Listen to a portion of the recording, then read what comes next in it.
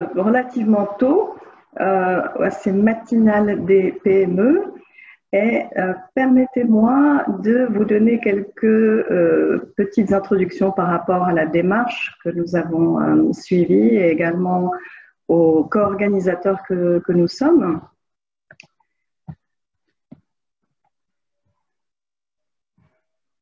Voilà, mon nom est Suzanne Rabarenevet, je suis la cofondatrice CEO de Business In. Et je voulais juste vous donner effectivement quelques points d'historique par rapport à la démarche de ces événements, de ces matinales. On constate en effet que les PME sont plutôt défavorisées par rapport à toute la démarche de transformation numérique, puisqu'elles n'ont pas forcément le temps, ni le moyen, ni la main-d'œuvre pour effectivement entrer dans cette démarche. Et on sent qu'il y a un véritable besoin de dédramatisation, un besoin d'information et de connexion aussi avec d'autres acteurs d'innovation et d'inspiration à travers des témoignages. Donc c'est un petit peu ce genre de démarche qu'on essaie d'engager auprès des PME afin de les stimuler à rentrer dans cette démarche de transformation digitale par petits pas. Et surtout avec des résultats qui soient mesurables.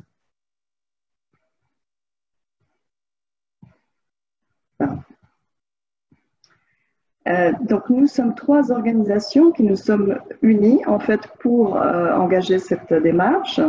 Et effectivement, nous travaillons sur à la fois les produits et les services que les PME peuvent améliorer grâce à la dématérialisation. Alors, nous faisons typiquement des événements à travers la Suisse romande.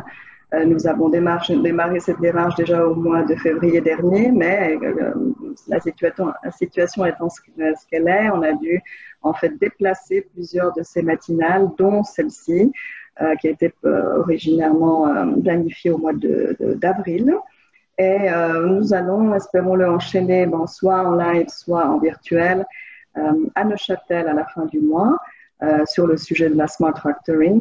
Ensuite, nous serons de nouveau dans le canton de Vaud, plus spécifiquement au club entrepreneur de Raiffeisen sur la thématique de la numérisation dans l'immobilier.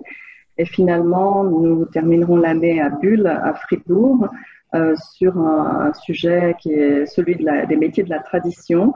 Là, on va en fait travailler sur la taxation du vacherin fribourgeois, donc un domaine très traditionnel qui s'ouvre à la numérisation. Quelques mots sur les co-organisateurs que nous sommes.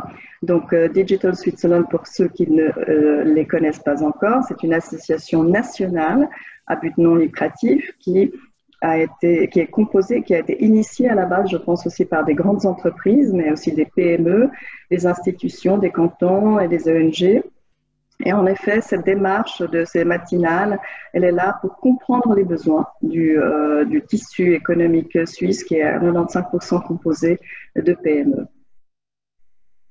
Impactia est une fondation qui accompagne la transformation des entreprises en se focalisant sur l'adoption d'intelligence artificielle qui soit à la fois éthique, robuste et légale.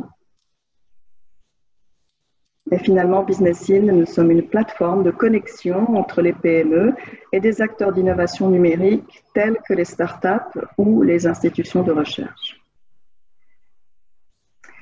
Pour cet événement, nous avons le plaisir d'avoir Switzerland Innovation Park Basel Area, qui est notre partenaire, qui à l'origine devait nous accueillir dans ses murs. Donc en effet, nous les remercions pour ce soutien et nous espérons que nous aurons l'occasion de faire cet événement live chez eux prochainement. Et là, j'aimerais passer la parole à monsieur Sébastien Meunier qui va nous dire quelques mots par rapport au SIP. Donc Sébastien, la parole est à vous. C'est moi qui vais passer vos slides, mais je vous prie de prendre la parole. Merci Suzanne. Bonjour à toutes et à tous et bienvenue dans cette matinale.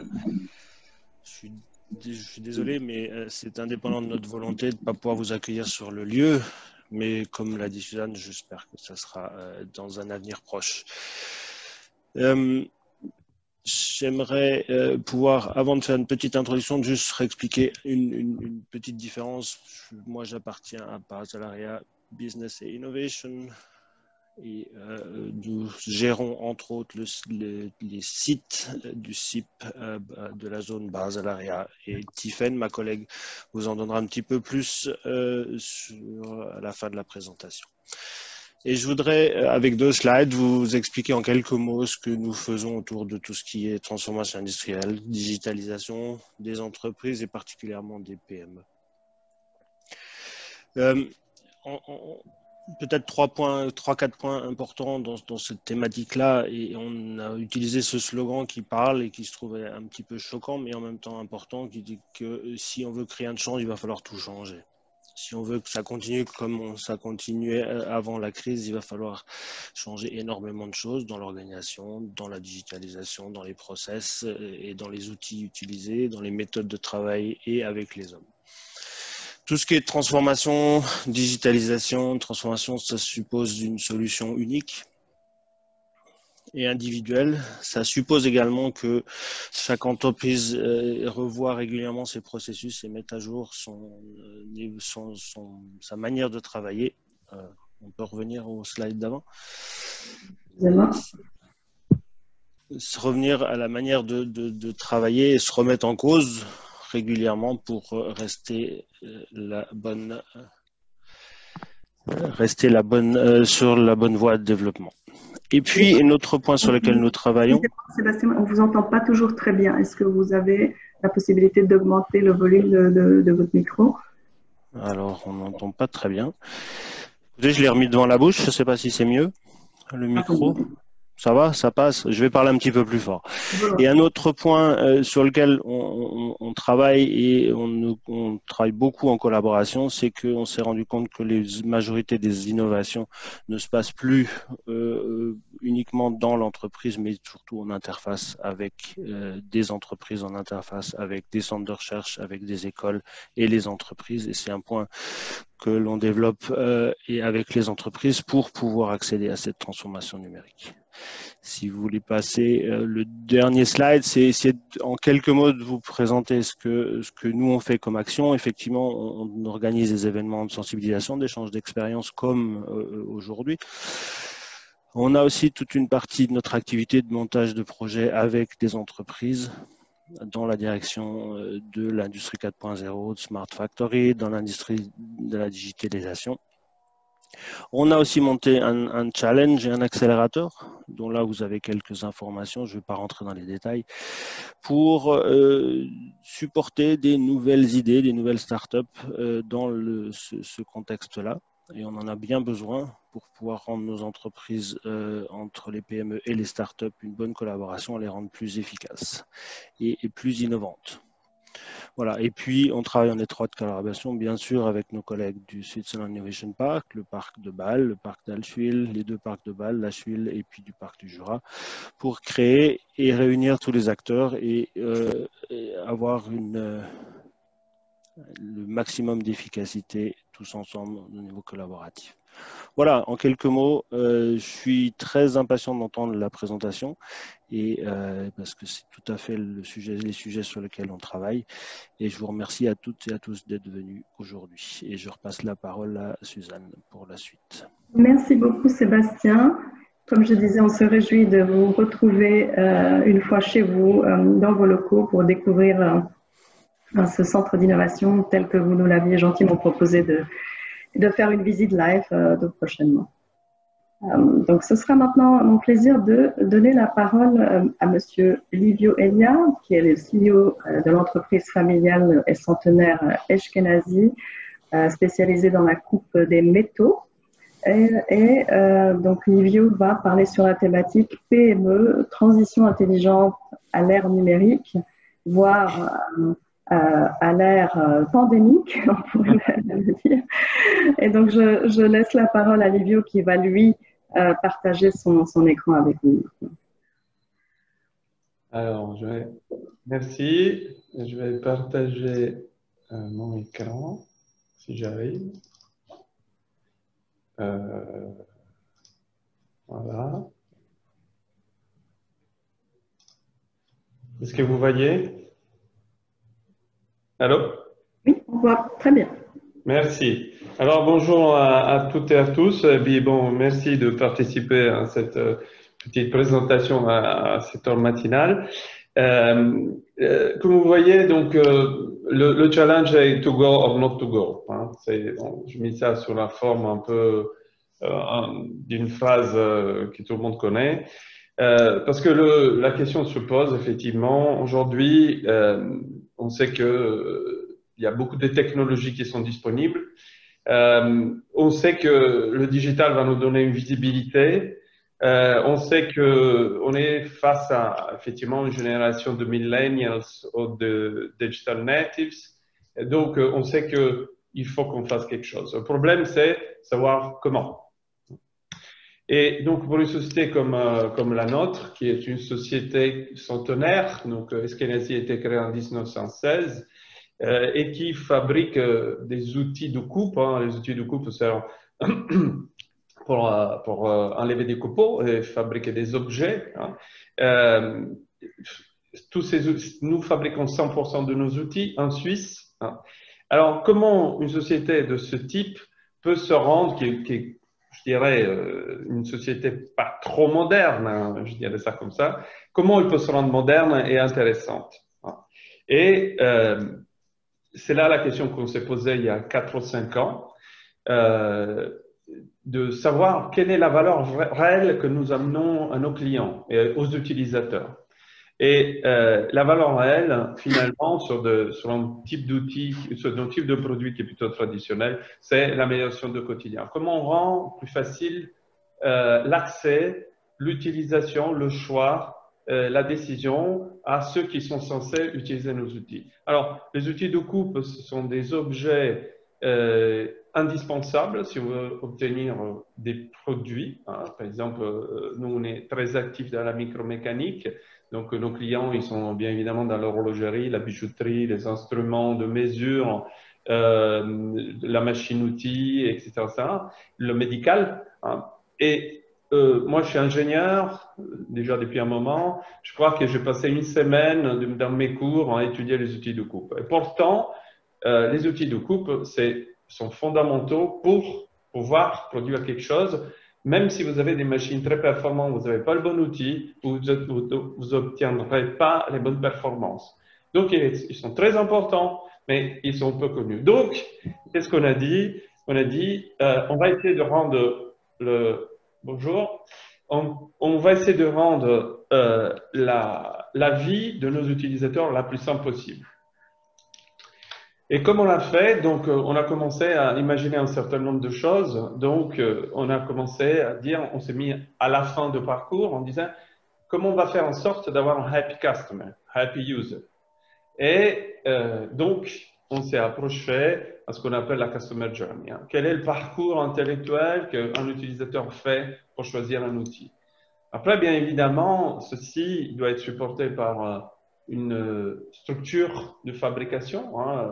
Il a été mentionné par le monsieur tout à l'heure qu'il est très important de reconsidérer sans arrêt votre digital company.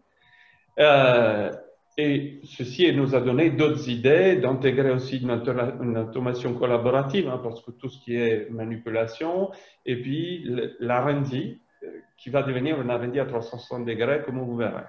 Et donc, on a eu plein de nouvelles idées, mais ce qu'on a fait en premier, on est allé voir les utilisateurs. Donc, je pris avec mes collègues le bateau de pèlerin, et on est allé voir, on a dit, voilà ce qu'on a vous proposé. Donc, aujourd'hui, nous avons 6 familles de produits qui totalisent pratiquement 3797 références. Donc, c'est quand même un certain nombre de produits. Et on leur a demandé quelle est la manière la plus simple pour vous de choisir parmi tous ces produits, le produit qui vous est plus adapté. Et donc, ils nous ont dit, c'est simple, enfin, c'est pas simple, enfin. On est arrivé à la conclusion que c'était pas si compliqué que ça, après beaucoup de discussions avec les utilisateurs. Ils nous ont dit en 3 clics, il faut que nous, on puisse sélectionner l'outil. Donc, bon, je vous prends notre exemple. Hein, donc, quand vous vous approchez à une utilisation il faut savoir quel type d'usinage vous voulez faire. Donc, dans le cas spécifique, c'est de la finition. Hein. Supposons que vous voulez fabriquer une boîte de montre, etc. etc. Après, c'est la matière, une boîte de montre en or, par exemple. Et puis, le diamètre. Alors, le plus petit diamètre qu'on fabrique, c'est 20 microns. J'ai pris quelque chose de légèrement plus grand. Et vous cliquez et vous appuyez sur Recherche et voilà sur quoi vous tombez. C'est-à-dire que de 3797 produits, vous tombez sur 4 produits. Et dans un screen, vous avez un peu l'overview. Vous voyez les images de produits, la désignation, vous avez les grandes, disons, en grande ligne, les dimensions. Vous avez le système, il a une petite intelligence et il met un ranking de produits le plus adapté jusqu'au juste bon. Hein. Tout ce qui n'est pas bon, il n'est plus là. Vous avez votre prix parce que le système vous a reconnu et il fiche votre prix net. La disponibilité en ligne, vous voyez les boutons verts, ça veut dire qu'il est disponible. Si ce n'est pas disponible, c'est rouge. Et puis, vous avez votre panier, vous pouvez mettre les quantités. Donc, déjà, on a fait un premier screen, hein, et là, si vous êtes bien évidemment intéressé, vous pouvez faire un drill down, c'est-à-dire que si vous appuyez sur plus, vous pouvez avoir sur la gauche une fiche technique dédiée à l'outil avec toutes les dimensions, etc., etc., et tout ce qui sert pour comprendre comment l'outil est fait. Vous avez aussi un QR code qui vous envoie sur quoi? Sur ce qui est à droite, qui sont les calculs de conditions de coût, parce qu'une fois que vous avez défini l'outil, il faudra aussi calculer les conditions d'utilisation, c'est-à-dire la vitesse linéaire, la vitesse de rotation. Et donc, vous pouvez le faire vous-même en ligne. Et, bon, je ne vais pas montrer là, mais vous avez aussi, si vous utilisez des logiciels de simulation de fabrication en 3D, les plans 3D qui vont bien, que vous pouvez intégrer, et tout est disponible. Voilà. Donc, ceci nous a donné, bien sûr, beaucoup d'idées. Hein. Enfin, on pensait bien qu'à l'origine, moi, je pensais uniquement de mettre un catalogue feuilletable en ligne. Hein. Et c'était déjà un pas assez important pour nous d'en arriver là, de faire un sélecteur. Hein. Mais c'est ce qui était nécessaire pour répondre à la question d'origine, hein, qui est comment améliorer le quotidien. Et donc, ceci nous a bien évidemment donné des good falls que vous n'imaginez même pas. On a parlé donc de la période pandémique. Tout ce que je vais vous raconter, ça nous a donné énormément de résilience. Pourquoi? Parce que bon, on imaginait déjà à l'époque qu'il y avait du télétravail, mais on n'imaginait pas qu'il y en aurait autant. Et effectivement, le fait de mettre un sélecteur en ligne avec des prints, bon, hein, tous ces documents, c'est des PDF, vous pouvez les imprimer chez vous, et vous pouvez constituer un dossier, vous pouvez faire des sélections. Ça veut dire que pendant cette période, tous nos clients, qu'ils soient des acheteurs ou bien des ingénieurs ou des méthodes ou bien même des gens qui travaillent sur des machines, ont pu avoir accès à un support en ligne. Enfin, c'est une sorte d'ingénierie d'application automatisée. Alors, ça, c'est vu par les clients. Vu par nous, qu'est-ce qui nous a donné comme avantage? C'est d'avoir avoir été obligé à travailler une centralisation de la database. C'est-à-dire qu'avant, on avait stocké à plusieurs endroits beaucoup d'informations. Hein, et donc, pour récolter tout ça, il fallait faire le tour des départements. Là, ça nous a permis d'avoir toutes les informations au même endroit, y compris les photos, y compris les fiches techniques et tutti quanti. Ce qui fait qu'on a eu beaucoup plus de souplesse dans le support client. Et avec deux avantages principaux, c'est que pendant la période avril-septembre, il y a eu plus 22% de connexion par rapport à l'année dernière de la part d'utilisateurs pour faire des calculs. Et ce qu'ils nous disent nos vendeurs, c'est que avant qu'on ait ce système, on avait 80% de leur vie professionnelle, bien évidemment, était fait de questions de base. C'est-à-dire à quelle page on trouve un outil, quel type d'outil, comment faire pour le cuivre plutôt que pour l'or, etc., etc. Et 20%, c'était des projets. Aujourd'hui, c'est pourcentage, c'est toujours vrai, mais dans l'autre sens. C'est-à-dire qu'il y a plus que 20% de questions de base et 80%, ce sont des questions sur des projets, puisque les gens n'ont pas pu trouver ce qu'il fallait un standard, hein, parce qu'il y a du catalogue.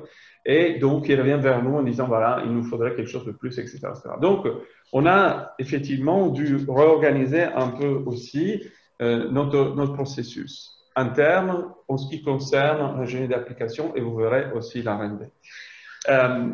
Cette database nous a donné des nouvelles idées.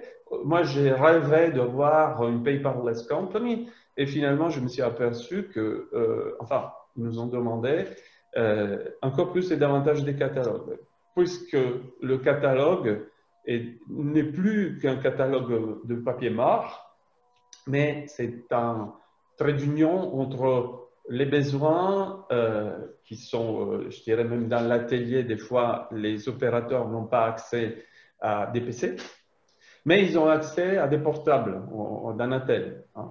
Et l'idée nous est venue de mettre des QR codes sur chaque page pour que, via leur Natel, ils puissent avoir accès au calcul, hein, tout ce que vous avez vu, puisque dès le départ, nous avons choisi d'investir sur un système responsive. Un responsive, c'est un système qui permet d'utiliser toutes sortes de plateformes, que ce soit PC, pad, tablette ou au téléphone.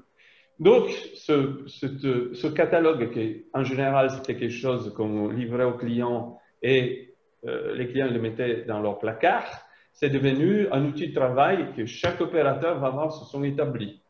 Et on en a fait beaucoup plus. Donc, c'est vrai que c'était un grand succès pour nous, puisque ça nous a permis, comme je vous ai dit tout à l'heure, d'augmenter notre résilience au point que pendant le confinement, on a lancé le catalogue 2020, contrairement à tout ce qui logiquement serait pensable, puisque c'était la seule manière, on ne pouvait pas se voir. Les webinaires, bon, c'est un peu compliqué, mais c'était la seule manière d'avoir une relation avec nos clients. Donc, il nous a été demandé, on l'a fait, et on a fait 4 fois plus de catalogues que d'habitude. Et on a beaucoup de bons retombées. Voilà. Alors, comme je vous ai dit, l'utilisation des QR codes était fondamentale. Hein, c'est encore une technologie qui est disponible. Il faut juste savoir l'utiliser à bon escient. Alors, une fois que, comme je vous ai dit, une fois que vous avez une offre qui est définie, vous êtes un peu, je dirais même, le roi est un peu nu. C'est-à-dire qu'à partir du moment que vous avez dit que vos disponibilités sont en ligne, que votre offre est en ligne, les gens peuvent faire leurs calculs, vous perdez un peu la main. Mais c'est bien l'objectif, et c'est bien l'objectif si vous l'avez bien planifié. Et donc, l'étape suivante, c'est de dire comment on va faire en sorte de produire en ligne avec notre proposition. Et donc, on est allé utiliser et compléter cette database, hein, cette database de fonds qui a commencé à faire, je dirais, quand c'était juste une database, je dirais, vente client, faisait 300 000 informations. On a imaginé d'intégrer sur chaque ligne produit, chaque ligne de la base hein, par item, toutes les informations de production. Donc, la base a commencé à doubler. Hein, et vous voyez, donc ça c'est un snapshot d'une partie de notre atelier. Les opérateurs travaillent sur des machines qui sont full integrate. Ils ont chacun un ordinateur. Chaque opérateur a son ordinateur avec son bureau, sur lequel il peut faire toutes les simulations avant de lancer la production, créer ces programmes et les stocker centralement pour que pour la fois d'après, le programme soit déjà fait, etc., etc. Ce qui nous a apporté, juste aussi pendant la pandémie, un grand avantage, c'est que les distanciations étaient déjà réalisées, enfin les mesures barrières étaient déjà en place, chacun avait son endroit. Pour être franc avec vous, on a juste dû intervertir un bureau et un armoire pour vraiment mettre les 2 mètres de distance. Et d'une manière un peu générale, on a réduit énormément déjà le papier. Il n'y a plus de papier, on a très peu de papier. C'est juste pour faire avoir une fiche de suivi parce que souvent, on nous est demandé par le client d'avoir des signatures à chaque étape. mais nous n'en aurions pas vraiment besoin pour la fabrication. Et puis, donc, nombre de réglages réduit, répétabilité améliorée, réduction de nombre de réglages. Hein. Donc, le fait d'avoir moins de manipulation de produits, nous, on manipule plus que les palettes, que chaque opérateur a son ordinateur, que les distances, les distances sont respectées. Enfin, on ne l'a pas fait pour une pandémie, on l'a fait pour, comme je l'ai dit, l'amélioration du quotidien de l'individu, mais il se trouve que ça aide beaucoup au concept de résilience. Bien évidemment, toujours dans l'esprit de recherche, il nous restait des manipulations sur les produits finis, c'est-à-dire qu'une fois que les palettes sortent des machines, il fallait quand même les mettre dans des étuis pour les livrer aux clients. Et c'est là qu'on a pensé, donc, enfin, c'est un rêve d'enfant. J'ai fait mon mémoire de fin d'études sur un robot humanoïde il y a une trentaine d'années. Il m'a fallu 30 ans pour pouvoir y arriver. Enfin, c'est pas moi qui ai fabriqué le robot, mais ils l'ont eu fait. Et donc, sur les parties manipulation de produits, on s'est orienté vers une automation collaborative. Cette automation collaborative partait d'un esprit, comme vous avez entendu, les outils sont tout petits, on en fabrique quelques milliers par jour. Les humains, enfin les personnes ont un peu des difficultés à travailler le petit. C'est pénible et en plus, comme c'est bien aiguisé, il y avait des problèmes, disons, au doigt, on pouvait se piquer, etc. etc. Donc, l'idée était de dire, on va chercher une solution pour que toutes ces parties pénibles soient, disons, arrêtées et on gagne aussi, qu'on puisse gagner aussi en traçabilité et en répétabilité, amélioration de la qualité. Alors, ceci, on l'a fait avec l'équipe, hein, c'est-à-dire les opérateurs ont participé au choix et à la mise en place. Et d'ailleurs, maintenant, c'est eux-mêmes qui s'occupent des robots, enfin, c'est du cobot, hein, au quotidien. Hein. Et on a dégagé du temps pour faire autre chose qui est travailler justement sur les processus et travailler sur l'amélioration du service au client. Bien évidemment, vous avez compris, à force de rajouter, aujourd'hui, on a une base centrale qui doit faire plus d'1 million d'informations. Et en plus, on récupère des informations tous les jours, que ce soit de la partie web, que ce soit des machines, que ce soit des robots, etc. etc. Et donc, on s'est approché, et ça, on a commencé à travailler avec une IG, la partie des mathématiques, pour commencer à faire le machine learning, hein, c'est-à-dire à récupérer ces informations et en faire quelque chose. Justement, pour clusteriser, on travaille en unsupervised, c'est-à-dire que la machine va nous donner les clusters, enfin les patterns, qui nous donnent des indications sur quel type de tendance le marché est en train d'avoir. Tout ça sert aussi, donc je vous ai parlé d'une R&D intégrée. Tous ces inputs peuvent être utilisés aujourd'hui pour effectivement développer. Hein. On a aujourd'hui une design qui est basée sur les data. Pourquoi les data? Parce qu'on a des informations qui viennent du web. Hein. Les recherches que les opérateurs font donnent des indications sur les tendances. Est-ce qu'on est en train de s'orienter vers plus de titane ou des fabrications de titane ou dans quel diamètre, à quelle vitesse, etc. etc. On a beaucoup d'informations qui viennent de la fabrication aussi en interne. On a beaucoup d'informations aussi qu'on partage maintenant avec les clients parce que c'est un esprit de openness. À partir du moment que vous vous engagez sur quelque chose, très souvent les clients sont aussi disponibles à faire des tests avec vous. Et puis, donc, nous avons beaucoup investi dans la simulation et notre objectif, c'est de dire on prend toutes ces informations pour qu'on puisse utiliser le moins possible d'énergie, que ce soit pendant la phase de conception, la phase de production de l'outil et tout le life cycle de l'outil. Hein. C'est-à-dire que Aujourd'hui, on essaye de simuler les performances de l'outil avant qu'il y ait un prototype à l'ordinateur, et on ne fabrique pas de prototype tant qu'on n'a pas obtenu les résultats voulus, qui inclut aussi l'utilisation de l'énergie pendant la phase de fabrication, le life cycle.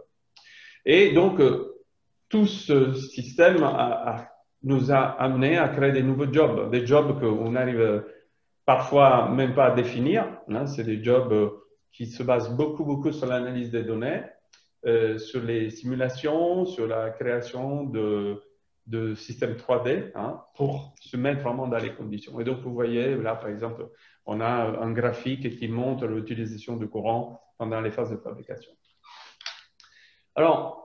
Alors ça, c'est déjà à peu près tout fait, parce que l'autre chose qu'il faut intégrer quand on va dans la digitalisation, c'est que c'est jamais acquis. Il y a toujours des personnes qui pensent à de nouvelles choses, et il y a toujours de nouvelles opportunités. Et alors, même sur ce que vous avez déjà acquis, vous pouvez encore vous améliorer. Alors, l'étape suivante, c'était de dire, comme on a plutôt correctement fonctionné pendant la période de confinement, on a quand même eu des zones d'amélioration, et notamment, l'idée, c'est d'avoir des bureaux virtuels maintenant où les personnes puissent vraiment, depuis chez eux, avoir accès à toutes les informations, comme s'ils étaient au bureau, y inclut la ligne téléphonique, par exemple. Donc aujourd'hui, on est capable, depuis chez nous, de passer un coup de fil sur la ligne du bureau, comme si on était au bureau. Et donc, ça donne des nouvelles idées. Hein. Donc, on travaille là-dessus avec des partenaires comme Swisscom, etc. Une des choses qui reste encore assez, je dirais, liée à l'humain, mais qui est pénible, parce que vous avez compris que les milliers de produits que fabrique par jour, bah, il faut les voir un par un. Donc, on fait un quality check. Des fois, c'est sur la base statistique, mais souvent, c'est sur la base 100%. Et donc, on a une idée de dire, mais pourquoi on appliquerait aussi des technologies qui sont connues maintenant, hein, qui sont open. Hein, donc, vous voyez, c'est la reconnaissance visuelle. Tout est sur Python, TensorFlow, ça c'est open source. Hein. On sait que ça réussit, ça existe, parce que il y a des ordinateurs qui sont capables aujourd'hui d'identifier des cellules cancéreuses à l'origine en partant de radiographie, hein, de rayons X. Et donc, on a commencé à travailler avec Laurent et Impactia sur ce nouveau projet. C'est la reconnaissance des défauts des outils en finale, en automatique, ce qui veut dire que l'opérateur va plus que contrôler les outils qui seront identifiés non bons. Bien évidemment, quand vous avez fait ça, la dernière étape, à ce jour, la dernière étape, ce serait d'intégrer complètement les machines. Si on mettait des capteurs partout dans les machines, ils seraient capables de nous dire quand elles sont bobos, avant qu'elles tombent en panne. Et ce qui nous permettrait d'avoir déjà, comme donc j'ai pris une pub de la Deutsche Bahn, hein, parce que bon, ils ont quantifié, j'aime bien savoir qu'on aura une réduction de coût de 25% parce qu'on minimise les temps d'arrêt. Bon, c'est à peu près ce qu'on avait calculé nous aussi. Si on pouvait anticiper les pannes de machines, déjà, bon, c'est une réduction de coût, mais c'est une amélioration de service, parce qu'on pourrait tenir mieux nos plannings. Donc, l'idée maintenant, c'est d'aller plus loin, utiliser toutes ces technologies pour qu'on ait un dialogue aussi avec les machines. Bien évidemment, on va vers encore plus de données. Et donc, bien évidemment, il est encore de plus important d'avoir la capacité d'analyser ces données. Je vous mets comme ça à titre d'exemple, on a parlé donc de s'ouvrir aux autres, hein, au dialogue, parce que c'est quasi impossible d'avoir toutes les compétences in-house aujourd'hui.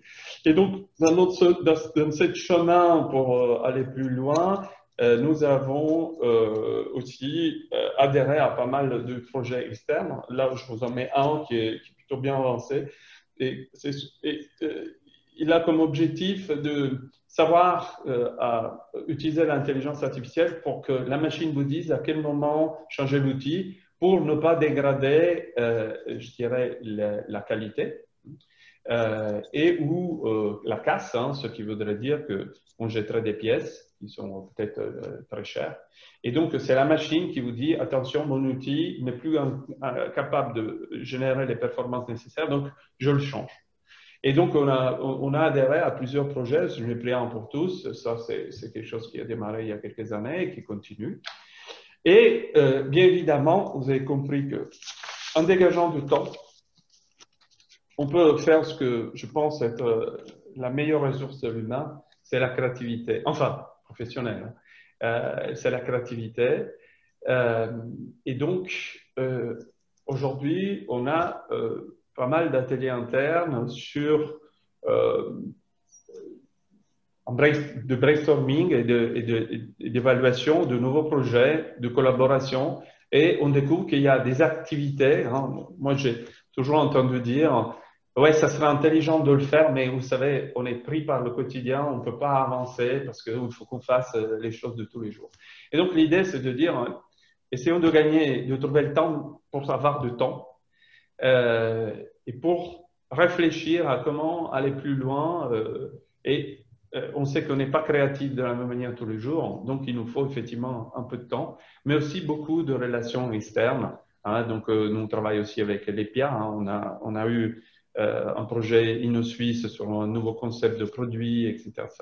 Donc, mais tout ça, et grâce, on a des gens qui aujourd'hui ont repris des études et ils ont intégré le département d'R&D, justement parce qu'on essaie de dégager du temps pour réfléchir à faire des choses qui sont dans le sens d'améliorer globalement notre quotidien. Donc, pour terminer, vous avez bien compris, notre objectif, on ne savait pas qu'on travaillait pour la résilience, mais maintenant on le sait. Effectivement, le chemin numérique permet de se rendre moins sensible à des je dirais, des contraintes externes que vous n'avez peut-être pas prévues. Le fait de pouvoir gérer à distance vous rend plus flexible et plus adaptable. Hein. Mais pour ce faire, il faut d'abord inventer, et ça c'est l'avantage de digital, c'est il faut penser à votre digital company. Comment voudrez-vous avoir votre new company qui est digital? Vous déplacez des machines, déplacer des murs, construire des immeubles, c'est compliqué. Une compagnie digitale, si vous avez les ingrédients, c'est juste une question de bien réorganiser les choses. Il ne faut pas courir, il faut mettre bien les priorités. C'est une approche step by step pour une simple raison, c'est que moi, quand on me disait ceci, aujourd'hui, ce n'est pas possible, je savais que 3 mois après, ça l'aurait été. Donc, il ne faut pas à courir, il faut juste pousser dans le sens qui vous semble être opportun pour votre société, pour vous. C'est une histoire qui ne finit jamais, c'est-à-dire, comme je vous ai déjà dit, quand vous avez commencé, c'est pas fini, parce qu'il y a toujours des gens qui sont en train de penser à de nouvelles choses. Pas forcément des fois dans le bon sens, hein, mais ça bouge. Hein. Et surtout, si vous pensez que c'est vraiment bon, c'est never give up, c'est-à-dire continuer à pousser et à essayer de tisser des relations externes pour trouver la personne qui va probablement vous amener la solution, parce qu'elle a peut-être l'idée, mais c'est peut-être pas bien quel type d'application peut-elle avoir. Et donc, ne pas avoir peur de nouvelles idées sont toujours les bienvenus. Il faut juste mettre en place un process qui ne vous amène pas à vous perdre hein, dans le concept. Et donc, je termine sur ça, se dire que c'est go. C'est pas parce qu'on va vers le digital qu'on oublie tout le reste. Hein. Il y a des choses pour lesquelles c'est peut-être pas nécessaire d'investir. On peut continuer tranquillement à avoir le système d'avant. Les systèmes peuvent bien cohabiter. Mais il faut quand même commencer à imaginer avoir une visibilité digitale. Bien évidemment, la créativité, c'est fondamental. Hein. Vous avez peut-être partout, mais ce n'est pas grave. Il y a peut-être quelqu'un qui peut vous aider. Le respect, quand vous mettez sur le web, comme je dis, hein, le roi est nu, vous avez tout dit.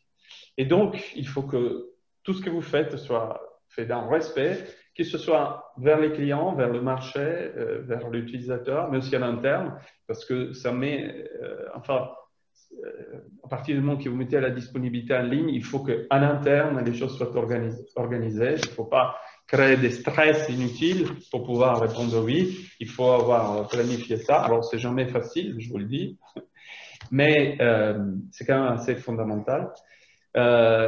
Après, il faut s'ouvrir à l'innovation. On est souvent en train de parler d'innovation high-tech.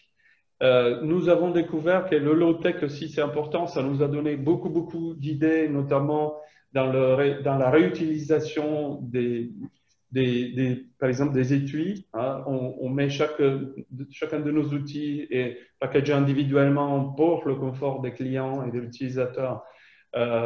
Mais ce packaging, c'est du plastique. On l'achète tous les ans, le client le jette. Donc, on a lancé des idées, ça nous est venu comme ça, de dire on vous récupère les packaging et on les réutilise. Et du coup, on fait travailler des ateliers protégés, etc. Et ça, c'est pareil, c'est des idées qui nous sont pas numériques, mais le numérique vous donne la possibilité d'y réfléchir.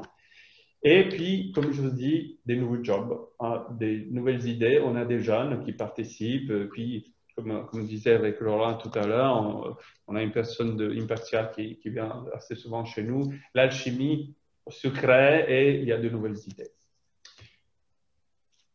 Voilà notre expérience. Et puis, je crois que maintenant, on a la possibilité d'échanger si vous avez des questions. Merci beaucoup. C'était une présentation extrêmement éclairante, comme on peut le dire, et qui nous donne beaucoup de sujets sur lesquels réfléchir. Donc, effectivement, j'aimerais bien à ce niveau-là ouvrir les discussions. Est-ce que je peux vous demander, s'il vous plaît, Livio, d'arrêter de partager votre écran? Comme ça, je vais partager le mien. Alors, je vais arrêter. Hop. Voilà.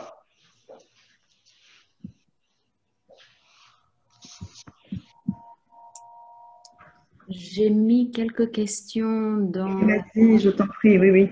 Ouais. Peut-être que tu peux les poser directement, Daniel. Ça marche. Alors, Elio, merci beaucoup. C'était super intéressant. J'avais 3 questions, en fait. C'est est-ce que le catalogue est relié à la production directement? Mais je crois que vous y avez en partie répondu.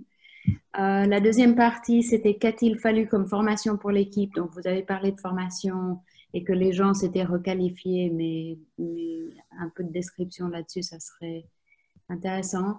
Et puis, je pense qu'il y a eu un gros travail en amont de faire une analyse approfondie des processus de l'entreprise. Et je me demandais combien de temps ça a pris et comment vous avez embarqué tout le monde avec vous pour faire cette analyse, parce que ce n'est pas évident. Alors, en ce qui concerne le catalogue, la réponse est oui, bien évidemment, le catalogue est juste si vous voulez, une transposition, enfin, on download des données, on crée une maquette, hein, il y a des softs qui servent à ça, on crée une maquette et puis on tire dans la maquette toutes les informations qui sont dans la base. Ça a quand même plusieurs avantages, notamment c'est celle de ne pas faire ce que j'ai que j'ai dû faire à mes équipes pendant des années, c'était corriger les blueprints, hein, et quand vous en corrigez un, il fallait tout changer. Là, effectivement, tout est lié. Hein, donc, c'est bien l'avantage. Et c'est une des conditions que j'avais mis pour fabriquer encore des catalogues, parce que je vous avais dit, je voulais plus fabriquer du papier. Enfin, utiliser du papier, de l'encre, etc. Mais là, c'est la même chose. C'est un système qui est circulaire. Alors, pour formation d'équipe, je vous réponds déjà à la dernière question. Oui, en amont, comme j'ai dit tout à l'heure, il faut dessiner un peu votre digital company, c'est-à-dire mais il faut partir de ce qui n'est pas numérique, il faut partir de quelle est la valeur que les utilisateurs peuvent voir dans votre société. Et ça, il faut se mettre à la fin, il faut se mettre avec eux et comprendre quels sont les atouts que vos clients voient en vous. Quand on a commencé à mettre en ligne le sélecteur, nous, on avait une idée précise de ce que les clients trouvaient en Eskenazi. Et finalement, quand on a commencé à voir le type de requête qu'ils faisaient, on a compris qu'on était pas complètement faux, mais il y avait des choses qu'on n'avait pas compris. Et donc, on les a intégrés, et, on les a partagés avec les équipes, hein, et les équipes ont dû faire aussi un peu leur chemin. Et c'était un peu le départ de dire, bon voilà, si une société qui a 100 ans, elle doit se poser la question, et c'est le numérique et c'est le digital qui va dire, qui lui dit, qui est clair, quelle est un peu la route, et ben alors, c'était un peu là que les choses ont commencé à être positives, parce que les gens ont fait le chemin, on dit, bon voilà, alors on va challenger tout, on va repartir d'une page plutôt blanche, et on va tout remettre en question. Après, il n'y a pas de recette, c'est-à-dire que vous apprenez un peu chemin faisant, d'autant plus que, comme je dis, il y a tellement de technologies qu'on ne sait pas quoi choisir au départ, et donc il faut intégrer les gens pour qu'eux-mêmes aillent à la recherche d'éventuelles idées et solutions. Et beaucoup d'idées et de solutions viennent aujourd'hui de l'équipe, quoi. Et donc, ça veut dire que vous comprenez, enfin, l'équipe va tout de suite comprendre quels sont les gaps en formation, hein, les écarts, qu'est-ce qu'il faut. On ne veut pas des spécialistes, parce que les spécialistes existent. Nous, on veut juste des gens en interne qui comprennent la technologie et qu'ils en voient l'application. Donc, c'est des formations tout à fait, je dirais, presque normales, traditionnelles, c'est-à-dire dans le digital, bien évidemment, mais des études, il y a des gens qui auraient pris des études de mécanique, parce que pour pouvoir expliquer à quelqu'un comment faire le programme, il faut avoir des connaissances mécaniques, enfin, il faut savoir ce qu'on veut obtenir, et les gens dans le numérique ne le savent pas forcément. Je dirais même pas du tout, parce que c'est votre business. Donc, aujourd'hui, on commence à s'ouvrir à des formations qui sont plus dans les data analysis, dans le web marketing, etc., etc. Mais toujours pas comme des spécialistes, mais comme des utilisateurs. Par exemple, bon, Laura mentionné tout à l'heure, on a quelqu'un d'Impactia aujourd'hui chez nous, justement, pas pour nous apprendre à coder l'intelligence artificielle, mais pour nous expliquer comment l'intelligence artificielle fonctionne et pour pouvoir essayer d'obtenir le maximum de l'intelligence artificielle. Voilà. Merci beaucoup. Est-ce qu'il y a d'autres questions que vous aimeriez poser? Parce qu'il y a eu pas mal de questions aussi posées en amont de l'événement. Donc, est-ce que les personnes qui les ont posées aimeraient prendre la parole et les poser directement?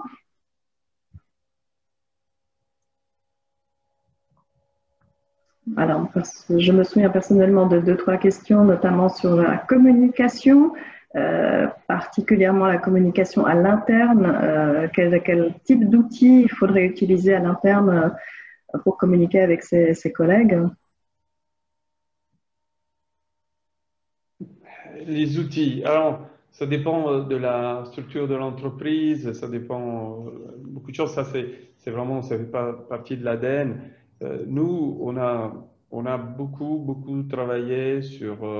Enfin, on n'a pas fait de top-down, on a plutôt fait de bottom-up. C'est-à-dire que on a impliqué, par exemple, pour le cobot, on est parti des opportunités d'amélioration. Enfin, les gens se faisaient pas mal de temps qui nous parlaient d'un certain nombre de soucis, et on est parti de ces soucis et on a dit voilà, comment on peut éventuellement y apporter des solutions avec le numérique, et la communication, après, c'est presque l'équipe qui l'a fait, quoi. Et il a communiqué avec, enfin, quand on a fait la présentation de projet, c'est l'équipe qui a porté, c'est pas moi qui ai présenté, ni le responsable de projet, c'est l'utilisateur. Et d'ailleurs, la personne qui s'en occupe aujourd'hui, avant était, lui au gravage, je ne vous ai pas dit que ce robot, il fait aussi de gravage, parce que lui, il peut rentrer dans une boîte laser directement la main. Le gravage, avant, était fait par quelqu'un qui posait les pièces et qui avait une machine laser. Et donc, une fois que les pièces étaient gravées, il fallait les remettre dans les blisters. Donc, c'est une personne qui était au magasin qui aujourd'hui, comme il a suivi ce projet, c'est lui qui gère aujourd'hui la partie, je dirais, interface robotique. Mais comme tous ces objets et ces technologies deviennent de plus en plus intuitives, ben, c'est de plus en plus facile à intégrer et parce que quand vous... Enfin, je pense qu'il y a quand même une sorte de mur qui se crée parce que, bon, on ne sait pas utiliser, pas tout le monde je dirais... Enfin, on a beaucoup de gens qui sont technology hostile, qui n'aiment pas trop le numérique, etc., etc. Et ils imaginent que ce soit très compliqué ou soit déshumanisant. Et finalement, ils découvrent que c'est pratiquement une technicale. C'est une fois qu'on a compris comment ça marche, bah, ça y va tout seul. Donc même la communication, on la fait sur place, on montre aux gens comment il faut faire, et ils trouvent ça, je dirais, pratiquement intuitif. Donc ça dépend, il faut vraiment être proche, mais vous verrez qu'aujourd'hui, nous avons une structure qui est pratiquement à un seul niveau. Il n'y a plus de hiérarchie, enfin, il y a peu de hiérarchie. Parce que les choses sont déléguées le plus possible disons, aux opérateurs. Mais est-ce que vous avez l'impression que ceci est vraiment reflété dans les autres PME? Est-ce que vous n'avez pas l'impression qu'il y a finalement pas mal de résistance dans les entreprises, dans les PME justement traditionnelles, notamment au niveau du management? Et quel type de solution vous verriez pour encourager justement le management à se lancer, à tester? Comme vous dites, quand les gens testent, ils se rendent compte effectivement du bienfait des technologies ou du moins des outils, même low-tech, comme vous dites. Donc finalement, le test, le pilote, il les encouragerait à adopter certaines nouvelles voies. Alors, je ne peux pas juger les autres sociétés, c'est-à-dire, je ne connais pas. Moi, ce que je peux dire, c'est qu'il y a deux freins en général. Le premier frein, c'est ce que j'appelle moi détricoter. Hein. C'est-à-dire que quand vous avez déjà commencé des bouts de choses dans le digital et qui vous ont peut-être coûté ou qu'ils ont pris du temps, des efforts, etc., etc. Et même s'ils se révèlent qu'ils ne sont pas trop efficaces, parce que les technologies ont changé, on a quand même un peu du mal à dire je jette tout et je recommence. Donc ça, c'est un premier frein. Le deuxième frein, ça concerne les investissements, je pense, parce qu'on associe toujours le numérique à beaucoup d'investissements. Ce qui n'est pas forcément... Alors, il y a des cas où c'est vrai, bien évidemment. Il y a de l'investissement. Un cobot, il faut l'acquérir. Des machines numériques, il faut les acquérir. Mais de toute manière, il faudrait le faire. Et de l'autre côté, imaginez d'avoir des consultants, des gens qui viennent. On associe toujours ça à beaucoup d'argent. Alors, moi, j'ai deux considérations là-dessus. C'est pas toujours vrai. Il y a beaucoup de choses qui peuvent se faire. Bien évidemment, ça coûte, mais c'est des coûts qui sont rapportés à ce qui vous rapporte sont, je dirais, raisonnables, puisque le payback, je ne dirais pas que c'est immédiat, mais c'est quasi immédiat quand vous avez une visibilité et quand vous avez un service 24/7 comme on a. Nous, on s'est aperçu qu'il y a des gens qui se connectent pour faire la sélection d'outils le dimanche soir, par exemple, ou pendant le week-end. Probablement, c'est des gens qui ont 10 minutes de temps, qui ont peut-être des enfants et qu'ils utilisent ce temps pour s'avancer le travail de lundi. Je pense que le payback est super. C'est déjà vraiment un avancement. Et puis, je pense que, comme j'ai dit tout à l'heure, il y a beaucoup aujourd'hui d'associations et beaucoup d'attention à ce développement qui fait que si vous êtes open, il faut aller le chercher. Toutes les relations dont je vous ai parlé, ça s'est fait pendant des conférences où des gens intéressants ont présenté des choses intéressantes. Et après, on peut trouver des solutions. Hein, le projet InnoSuisse, Impactia, Unige, etc., l'Archem, etc. C'est tout des projets collaboratifs. Donc, vous n'avez pas, les PME ne sont pas obligés ni à avoir in-house les connaissances à 100% et ni à investir tout seul à 100%. Donc, c'est une attitude qu'il faut avoir, mais je ne peux pas juger au-delà de ça. Est-ce qu'il y a d'autres questions dans l'audience? Prenez la parole directement ou écrivez dans le chat. Moi, je vais juste rebondir là-dessus. Quand vous parliez de la résistance enfin du management, etc., je crois que il l'a cité, une des clés, c'est l'ouverture. Et force est de constater, après, combien j'en suis, 6 ans de prêche, dans une région où, comment dire, c'est un peu le royaume tout X droit, tout X gauche. Les gens font beaucoup la même chose, pas forcément dans les mêmes marchés de niche, avec des mêmes compétences de base. Ils ont de la peine à imaginer qu'aujourd'hui, une collaboration en particulier dans... J'ai appris des mots, hein, d'acculturation digitale, que ça puisse se faire en commun. C'est quelque chose. Les savoir-faire sont là. Les savoir-faire, tout ce que, je sais pas si c'est ça, le low-tech, etc. Mais surtout, je tombe pas ça.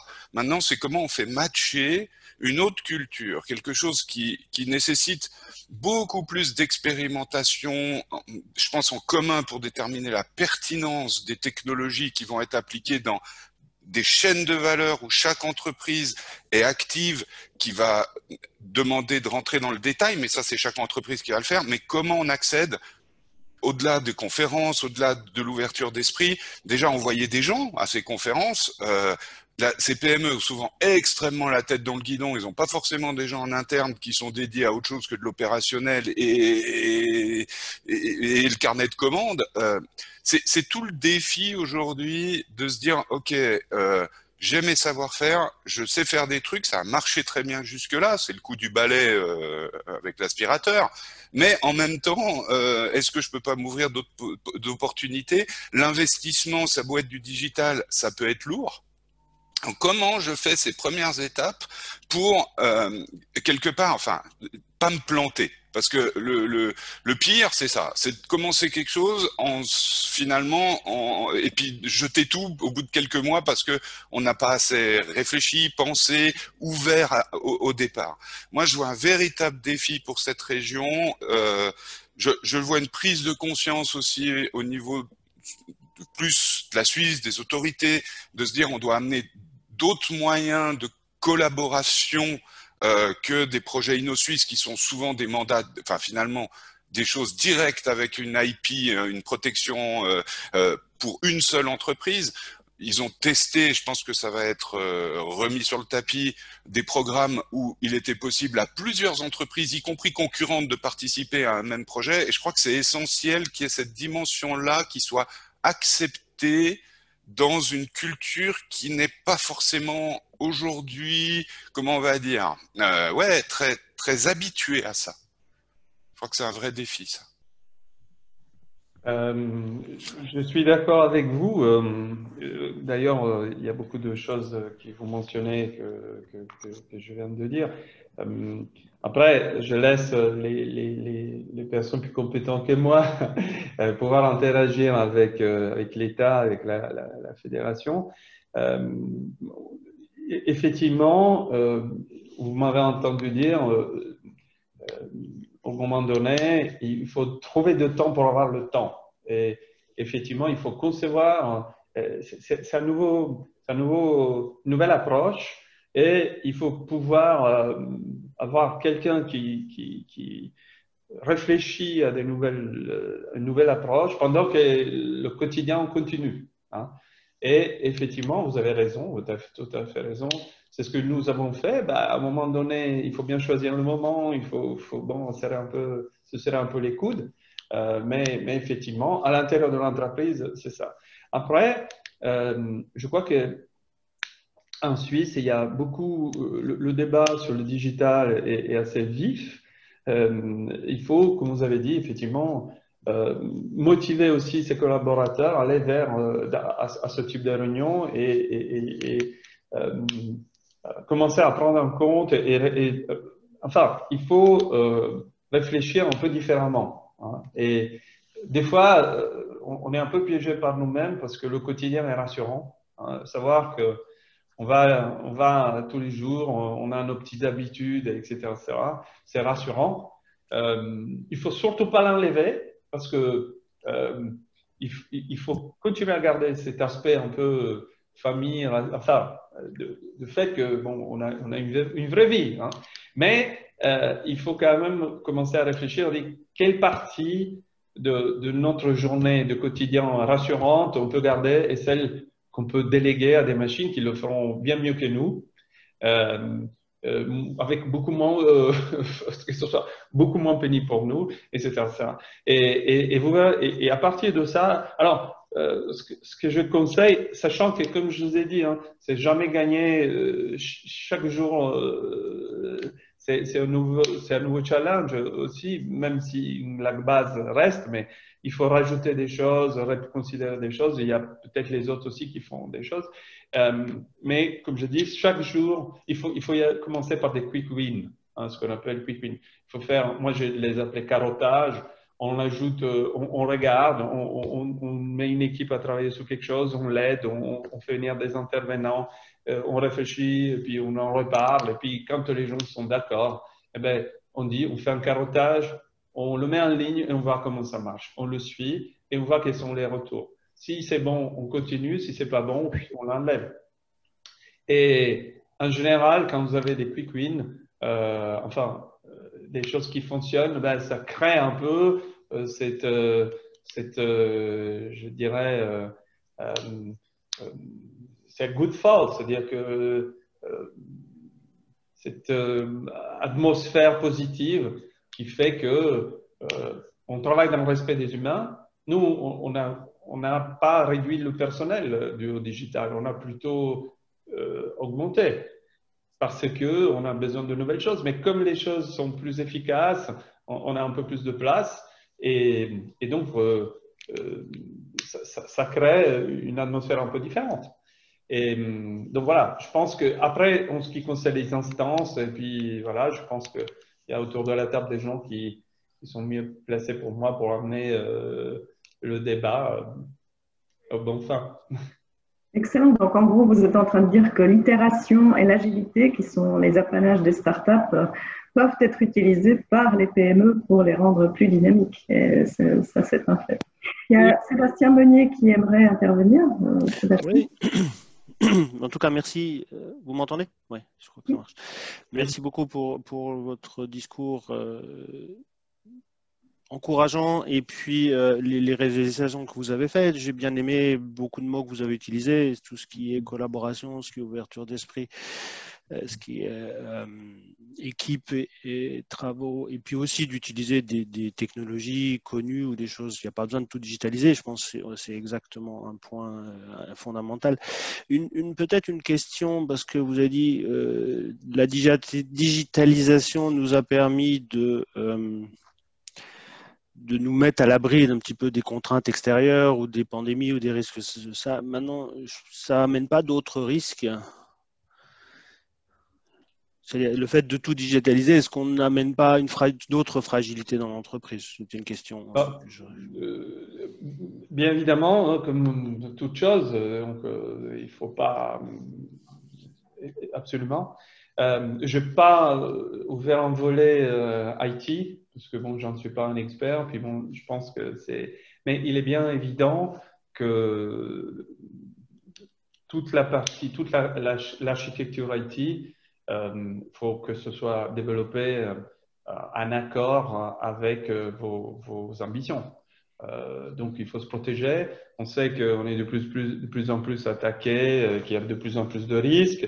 Mais il y a aussi de plus en plus de solutions. Donc, effectivement, l'œil IT, avoir une vision IT, mais là-dessus, il y a des experts qui peuvent largement vous aider. Après, on n'est jamais à l'abri. Hein. On sait que quand on fabrique une serrure, il y a toujours quelqu'un qui essaye de l'ouvrir. Mais là aussi, il y a, comme je dis, je ne suis pas un expert, mais il y a des techniques pour faire en sorte que, au cas où, on puisse réactiver, etc., dans des délais assez courts. Voilà. Donc, pour être, alors, effectivement, quand votre web est down, vous avez plein de coups de fil, c'est sûr. C'est évident. Mais bon, voilà, heureusement, ça n'arrive pas trop souvent. Mais c'est aussi effectivement une contrepartie. Est-ce qu'il y a d'autres risques à part le risque IT ou d'autres choses à faire attention, des points de vigilance à avoir? Après, comme je vous ai dit, quand vous mettez sur le web, le roi est nu. Donc, la vigilance, c'est surtout dans ce qui concerne le respect, hein, c'est-à-dire ce que vous écrivez, ce que vous mettez en ligne, faire attention aussi aux propos, c'est très, très, très important. Nous, on essaye d'y apporter une attention spécifique. Hein. Par exemple, notre site, si vous avez envie de faire un tour, a été créé avec des couleurs qui ne sont pas des couleurs, je dirais, de l'industrie mécanique traditionnelle, mais ce sont des couleurs qui sont visibles aussi par des gens qui, soit ils sont daltoniens ou qui ont une visibilité réduite, etc. Donc, ça fait un peu partie des choses auxquelles il faut faire attention aujourd'hui. La communication part vite et puis vous ne la maîtrisez plus parce qu'elle est dans le web. Donc, je crois que si je peux alerter, enfin, c'est un risque quotidien, donc il faut vraiment avoir une attitude, un focus là-dessus. Voilà, je dirais ça. Après, le reste, vous savez, on est attaqué par des robots. Enfin, on voit bien qu'il y a des robots qui viennent faire des simulations, mais ça fait partie du jeu. Ils viennent faire des simulations. Probablement, ils essayent d'analyser des choses. Mais bon, ça c'est la concurrence. Ok, merci. Merci beaucoup, Livio. Merci pour cette présentation et d'avoir répondu à nos questions. J'aimerais prendre les quelques minutes qui nous restent pour vous présenter quelques-unes des formations que chacun des co-organisateurs a mis en place. Et pour ceci, je voudrais donner la parole à Daniel, mais Daniel a malheureusement dû nous quitter, donc je vais reprendre sa présentation.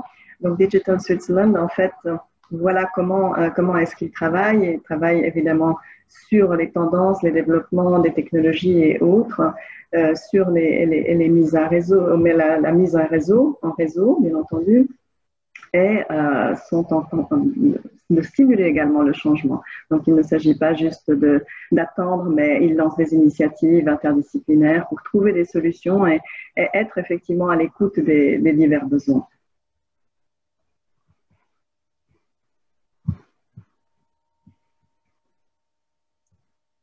Là, j'ai juste...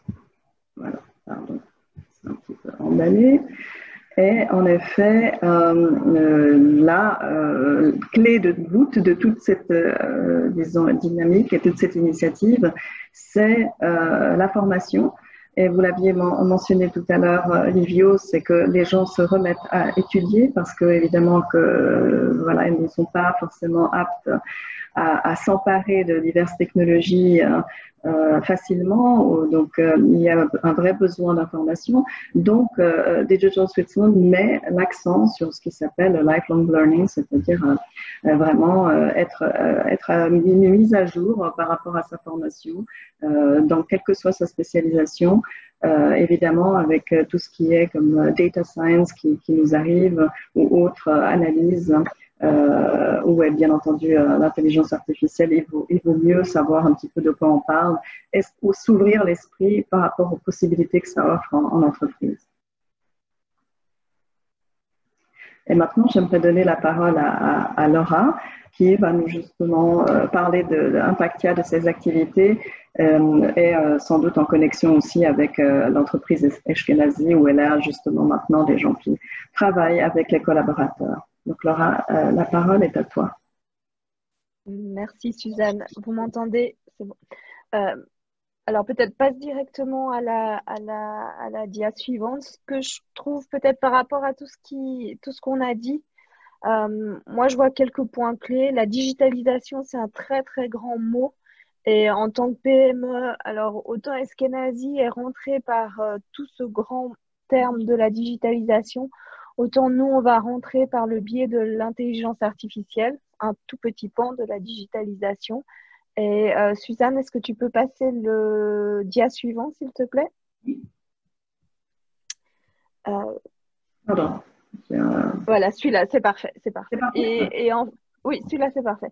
Et en fait, peut-être le point clé de toutes ces discussions, comme ça a été dit, c'est que ce qui va faire la différence aujourd'hui avec l'intelligence artificielle, c'est la capacité de collaborer, et pas seulement de collaborer à l'intérieur comme tu l'as fait, Livio, avec tes collaborateurs, mais de collaborer intra-entreprise, c'est-à-dire et de pouvoir prendre des expériences de chacun pour aller plus vite dans l'implémentation de l'intelligence artificielle.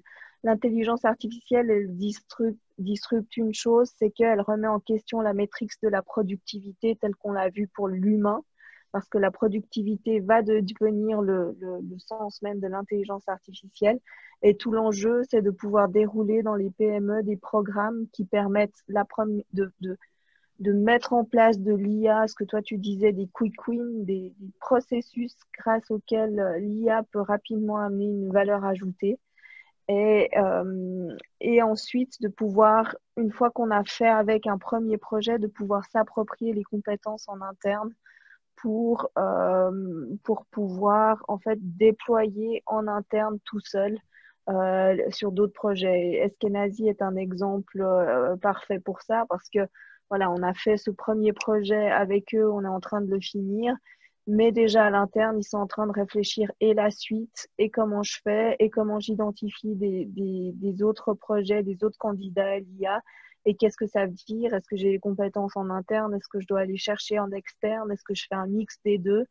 Est-ce que sur les 2 prochaines années, on fait une augmentation des compétences des employés dans certains domaines pour qu'ils puissent approcher ça? Et je pense que c'est ça la clé pour moi aujourd'hui dans une digitalisation d'une PME, c'est de choisir par quelle porte on rentre, que ce soit par de l'IA ou par un projet rapide.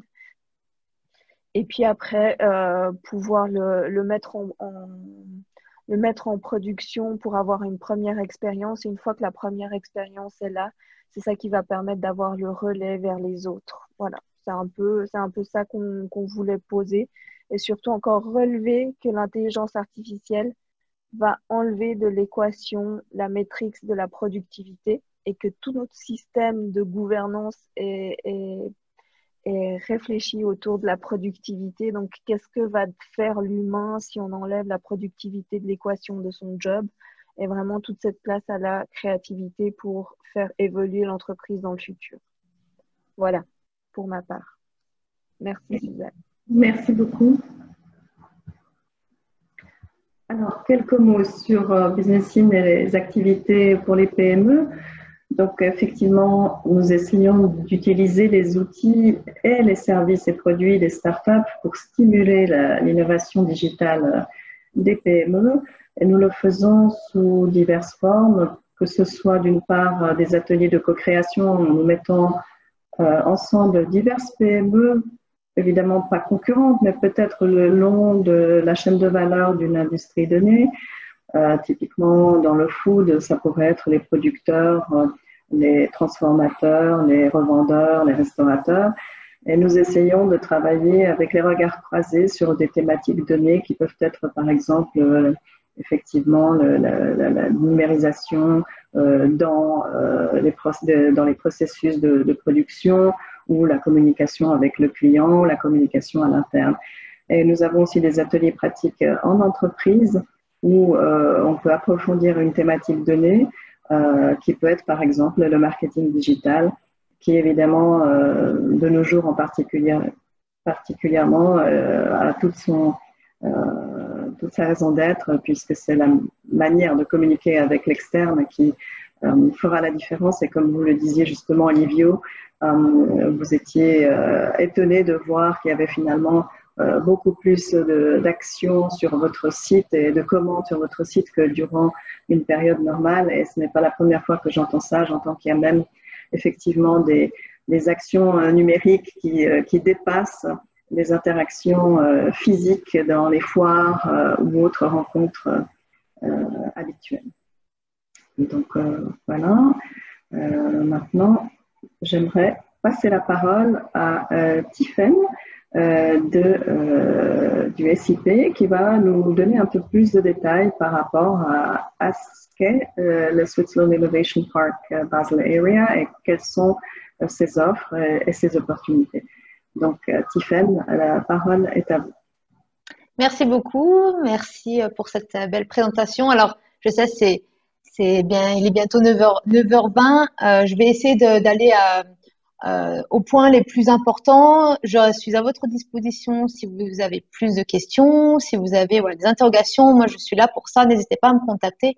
Il y aura mon adresse email dans la dernière slide. Donc, de manière importante, on va commencer avec la première slide. En une phrase, pour ceux qui ne connaissent pas donc le Switzerland Innovation Park, donc l'idée, c'est une fondation qui a été créée en 2016 et c'est de rassembler, alors avec les challenges que ça amène, on en a parlé pendant cette présentation avec les différentes prises de parole, c'est d'amener des projets entre les entreprises privées, les hautes écoles et les partenaires de recherche. Ça, c'est l'idée et l'objectif d'un parc d'innovation. Nous, donc le parc d'innovation, la fondation a 5 parcs. Basel Area en possède un qui a, donc 4 sites, qu'a mentionné d'ailleurs Sébastien Meunier. Donc, les 4 sites sont à Allschwil, à Bâle, sur le campus de Novartis, plus récemment, et dans le canton du Jura, donc que je représente aujourd'hui. Basel Area Business Innovation, en une phrase également, si vous ne connaissez pas cette organisation, elle promouvoit les investissements et l'innovation dans la région de Bâle. Donc Bâle qui se dit Bâle ville, Bâle campagne et le canton du Jura. Donc c'est vraiment la zone, la région de manière large.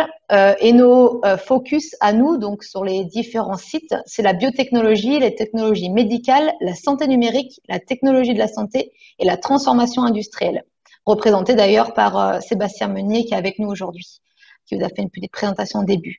Ensuite, sur la slide suivante, pour entrer dans le vif du sujet, quel est le rapport entre le Switzerland Innovation Park et Basel Area Business et Innovation, c'est qu'il le gère, il gère notre parc depuis 2018. Et nous, le canton du Jura, donc nous avons un parc, un site qui a été ouvert très récemment, en novembre dernier, donc depuis un peu moins d'1 an, et qui est là pour donc remplir les objectifs que j'ai mentionnés auparavant, mais aussi pour louer des locaux. Donc, je ne vais pas rentrer dans les détails du tout, mais sachez que nous avons 3 types de locaux, si je peux m'exprimer ainsi. On a des flex desks, des fixed desks qui sont en zone coworking et des bureaux privés de différentes surfaces. L'information aussi importante que je souhaitais mentionner, c'est qu'aujourd'hui, on construit notre second étage. Nous en avons un aujourd'hui, nous aurons un second dès 2021. C'est le moment, si vous êtes intéressé pour connaître nos différentes surfaces qu'on propose et les locaux qui sont encore disponibles, c'est le moment de me contacter. Comme ça, on pourrait vous réserver un bureau sans souci. Quoi qu'il en soit, donc ça sera en 2021, je ne sais plus si je les ai mentionnés. Pour nos locataires, les avantages, c'est pareil. Donc, il y a plusieurs avantages. Je ne vais pas tous les citer. Je me ferai un plaisir de vous les mentionner si on se rencontre. Je suis à disposition pour des visites, d'ailleurs, sur le site. Mais sachez que ce qui est important, c'est par rapport au challenge qu'on vient de mentionner avec la thématique d'aujourd'hui, c'est aussi qu'on a des experts sur place qui sont là de manière permanente ou de manière ponctuelle, comme Sébastien Meunier, comme Frédéric Nicolet, certains connaissent. nos entreprises, nos locataires actuellement peuvent vous apporter aussi un savoir-faire. Nous avons des entreprises qui viennent de manière ponctuelle également, comme le CSEM qui était, il y avait Christophe Yoder qui est aujourd'hui avec nous, que j'ai pu voir, qui aussi est là de temps en temps, qui est là pour vous rencontrer. Donc, n'hésitez pas soit à me faire appel à moi pour prendre contact ou directement à lui si vous avez ses coordonnées. Il sera ravi de vous accueillir ici et nous aussi par la même occasion. Ce qui est aussi important et ce qu'on aime mettre ce qu'on aime proposer aussi à nos locataires, c'est les opportunités. Les opportunités de rencontrer l'écosystème jurassien et l'écosystème de la région de Bâle de manière générale. Comment nous faisons ça? Nous avons mis en place un comité des patrons qui va d'ailleurs se réunir en octobre, qui nous permet de réunir donc des acteurs importants du tissu économique jurassien, mais pas que, de d'autres cantons. C'est ce qui nous permet aussi d'échanger et de créer ces connexions, créer ces projets communs, créer ces discussions. Donc ça, c'est ce qu'on donne, c'est une opportunité qu'on propose, comme la prochaine fois, à titre d'information, nous allons proposer à nos locataires de pitcher devant ces acteurs importants qui peut faire aussi avancer les choses et qui en tout cas peut aider nos locataires. Et c'est un peu ça que je souhaiterais communiquer aujourd'hui, c'est qu'en plus de donner de la visibilité grâce à Basalaria, grâce au Switzerland Innovation Park et grâce à nos locaux, c'est d'aider et de promouvoir et d'accompagner les entreprises qui sont dans le besoin, qui ont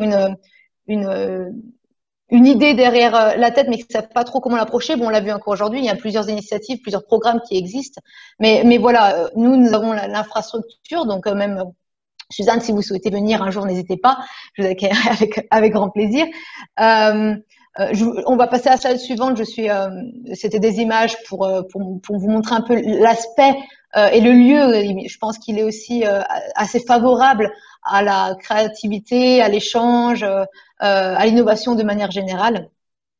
Et je vais finir. Alors, je regarde juste mes petites notes parce que j'ai essayé de faire au plus court vu qu'on est un petit peu en dehors des temps requis. On va finir sur la dernière slide en vous disant simplement qu'aujourd'hui, donc la slide suivante, merci, c'est qu'on a aujourd'hui, donc ça c'est un panel de quelques entreprises de nos locataires qui sont répartis sur les 4 sites que je vous ai mentionnés auparavant. Il y en a d'autres forcément. On a une communauté donc d'environ de 35 locataires aujourd'hui, 35 entreprises locataires. On a 14 groupes de recherche à l'Université de Bâle, donc qui se situe plus à Bâle, mais qu'aujourd'hui on essaie de travailler pour. Et d'ailleurs, je m'adresse aux participants d'aujourd'hui. Je sais qu'il y a des hautes écoles, des représentants d'autres écoles. Si vous souhaitez vous rapprocher de nous pour qu'on puisse voir ce qu'on peut faire ensemble, c'est avec grand plaisir. On essaie de créer, on va essayer de proposer des collaborations prochaines, donc avec plaisir pour échanger et construire ça ensemble. Et pour finir, la dernière, donc en plus des 3 accélérateurs, dont un qui a été mentionné par Sébastien Meunier, je voudrais simplement faire une phrase finale c'est la dernière slide, c'est juste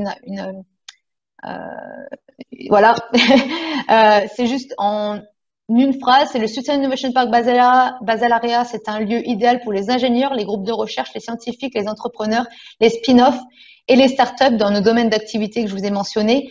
Si vous avez des questions, si vous souhaitez venir visiter, si vous souhaitez venir rencontrer nos experts, n'hésitez pas, vous avez mon adresse email ou ajoutez-moi sur LinkedIn avec grand plaisir.